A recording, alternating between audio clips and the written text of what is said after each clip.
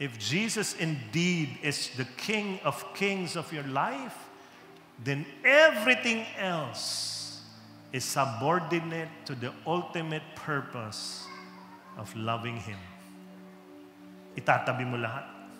Lord, Ikaw ang mahal ko. Kaya Ikaw na ho. Kung ano man, paano kita mamahalin? You need to go to God and ask Him, Lord, how will I love You more? You know, Jesus, look at Him on the cross. Jesus, before He was nailed there, He asked that question. In the Garden of Gethsemane, Lord, Father, how will I love You more? And then Jesus removed His attachment. He lets go of His attachment to life. And He prayed this powerful prayer, Oh, my Father, if it is possible, let this cup pass from me. Nevertheless, not as I will, but as You will. And we know what happened to Jesus. And if we follow Him, that is also what we need to do. In our discernment, it cannot be what is best for me. Yun na lang palagi. Di na. How will I love You more, Jesus? Let's all stand, brothers and sisters. Let me share with you my discernment process. Nag-discernment po ako many years ago. Kung ako po ay mag-aasawa, ako ay magpapari, o ako ay magiging single for life. Minsan may ganyan kang tanong. Kaya lang kailangan kong pumunta sa discernment process without bias. Huwag niyo pong gagayahin yung isang babae na lumapit sa pare at sabi niya, Father, gusto ko pong malaman kung ako'y magmamadre o ako ay mag-aasawa. Gusto kong sundin si Lord. Sabi nung pare, ay, naku, napakadali niyan. O sige ha, talaga po, oo, madali lang yan. O, halika rito. Doon sila sa lamesa. Tapos kumuha si Father ng isang ganito. Tapos ginanya nung pare. Sabi niya doon sa babae, ganito yan. Pag binitawan ko ito at ito'y natumba papunta ron, ikaw ay magmamadre. Talaga, oo. Pag nilagay ko yan, binitawan ko at ito'y nahulog dito, ikaw ay mag-aasawa. Talaga ho, ganun lang kadali. Ganun lang kadali. O sige, okay. Tapos tingnan niyo ko, yung pare nakaganyan. Bibitawan ko na ha. Alam mo, sabi niya, ay Pater, tabingi ho. Hindi pantay, mali ho yan. Ganun ba? Sige. Tapos, ito naman, nakaganito yung pare. Alam mo, hindi niya pinipigilan. Ayaw niya pigilan. So alam na kagad anong gusto niya. May bias. When you come to God in decision makings, you remove all your biases, even your wisdom, and you tell Him, Lord, what do You want for my life? At yun ang ginawa ko. Nung ako'y binata, may binitawan akong bias. Tinanong ko kay Lord nun Sabi ko, Lord, ako ho ba'y magpapare, mag-aasawa, o ako ay magiging single for life? Klarong-klaro sabi sa akin ng Diyos, tanong ka ng tanong, may kahawak kang kamay. May girlfriend ako. Binitawan ko yon. Tapos punta ako sa aking discernment. I was able to talk to a priest. And the priest said, okay, I'll journey with you. Ang journey namin ay napakasimple. I will just continue living my life. And once in a while, I'll ask the Lord for leadings. Siya naman, yung pare, ganun din. Once in a while, magkikita kami, magkukwentuhan, pero hindi magtatanungan. Anong sabi ni Lord sa'yo? Wala. Siya tatanungin niya kay Lord, Lord, anong gusto mo kay Aaron? Ganon. After a few months, doon may target date. O ano nang sabi ni Lord? Kailangan pareho kami. So umandar na yung buhay namin. Once in a while, nagkikita kami, usap. Kwentuhan lang, pero wala yung tanong, the big question, not yet. After a few weeks, usap.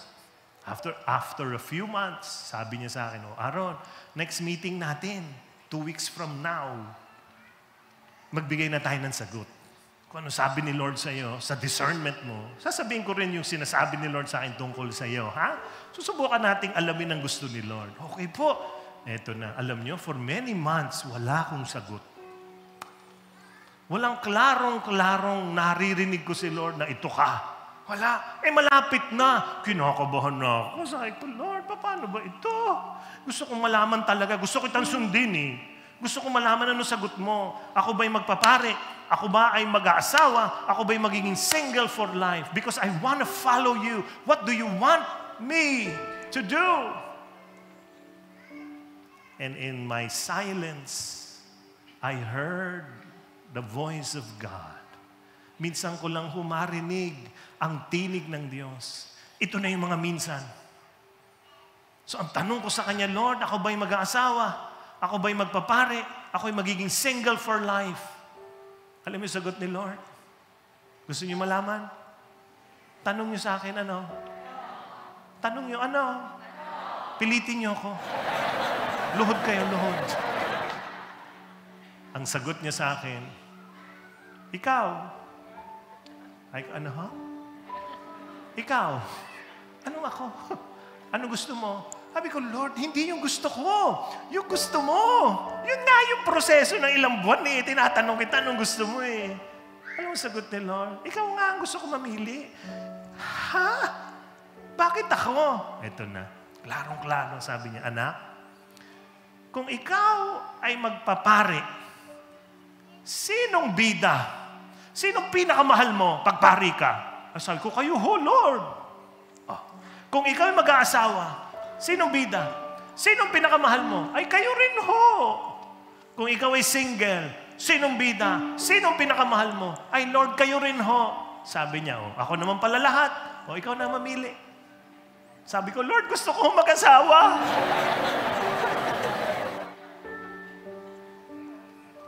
Nung nagkita kami nung pare, kinuwento ko sa kanya, tawang-tawa yung pare. Alam mo, sabi niya, ganyan talaga si Lord. So, anong pinili mo? Tinanong ako. Sabi ko, pinili ko po, mag-aasawa ako. Alam mo, sagot niya? O, yun din ang sabi ni Lord sa akin. Mag-asawa ka. Kahit gusto ko magpari ka, sunod tayo sa Panginoon. At nung sure na ako'y mag-aasawa, hinanap ko si Lalaine. You are discerning. Maybe you are in the crossroads of your life and you wanted to know, Lord, what do you want me to do? Where do you want me to go? Please make sure that He will be the love of your life in all decisions in front of you. Yun ang mahalaga. Kasi, ito na, hindi lang ho isa ang best plan ni Lord sa buhay mo. Huwag kayo maniniwala doon. Hindi lang isa, na pag hindi mo nasunod yung isa, wala na, hindi na maganda yung iba. That is not true. Ang kitid naman ng utak ng Diyos, pag iisa lang ang maganda para sa'yo. Ang dami niyan. Kaya lang minsan sinasabi sa'yo, ikaw, bida ba ako dyan? Ay, opo, dito. Uy, bida ka rin, Lord. Dito, bida ka dyan. O, ikaw na mamili. Marami nagtatanong, brother, dami ha, walang biro. Ako ba'y mag-a-abroad? O ako'y mag-i-stay dito? Hindi ko sila masagot. Ang sagot ko lang, mag-usap kayo ni Lord. Basta make sure, pag nag-abroad ka, ayos ka pa rin sa Kanya.